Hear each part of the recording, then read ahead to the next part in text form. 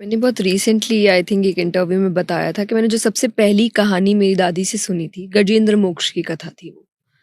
जो गजेंद्र नामक हाथी रहते हैं और भगवान उनकी रक्षा करने के लिए आते हैं, कि वो भगवान को रोकर पुकारते हैं। एंड मेरी दादी मुझे कहती थी कि बस बेटा भगवान को ना रोकर बुला लो, ये कमजोरी है भगवान की। रोते नहीं देख सकते अपने भक्त को, और वो कैसा भी हो। तुमने बड़ी बदमाशी भी करी होगी ना, जैसे मम्मी पापा होते हैं, आप कितने ही बदमाश बच्चे हो, माँ बाप के लिए वो दुनिया का सबसे अच्छा बच्चा है। सही बात है, सच है। और वो बच्चा रो देना तो वो सारी गलतियां भूल जाए बच्चे की। बच्चा भले ही माँ बाप की गलती जिंदगी भर नहीं भूलता कि मेरे साथ ये किया, मेरे साथ वो किया। माँ बाप तो बच्चा रो दे और वो भूल जाए कि इसने शायद मुझे घर से भी निकाला होगा या शायद इसने मुझे गालियां भी दी होगी। वो रो दिया और ये पिघल जाते हैं।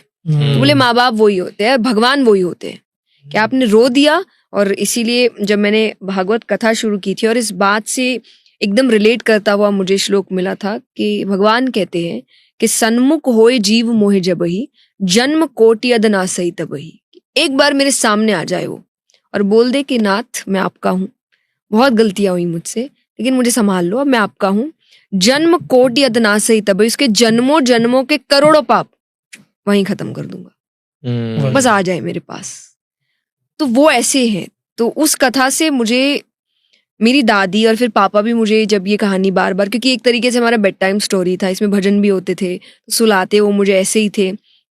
मुझे ये रियलाइज होने लगा था मेरी लाइफ के सारे प्रॉब्लम का सल्यूशन है भगवान के सामने रोना, और दुनिया के सामने कभी नहीं रोना। और ये आज तक है कि आज मेरे अपने कई बार मुझे कहते हैं कि तुम अपने प्रॉब्लम शेयर नहीं करती। मुझे लगता है मेरे पास शेयर करने वाला है, मेरे सारे प्रॉब्लम्स वही सुनेगा वो, और ठीक वही कर सकता है। हम सबको बता सकते हैं, कोई समझ जाता है, कोई नहीं समझता है, कोई ये सोचता है कि अरे ये कोई प्रॉब्लम है, आपके लाइफ में क्या प्रॉब्लम है, आपके तो मजे चल रहे हैं, ये है। किसी को नहीं पता किसी की लाइफ में अंदरूनी क्या चल रहा है सिवाय उसके, उसको सब पता है। और वो बिना जजमेंट के आपकी बातें सुनता है और फिर उसको ठीक भी करता है। तो ये आई थिंक मुझे भगवान से इस बात ने बहुत जोड़ा था, जो शुरुआत मेरी दादी ने करी थी।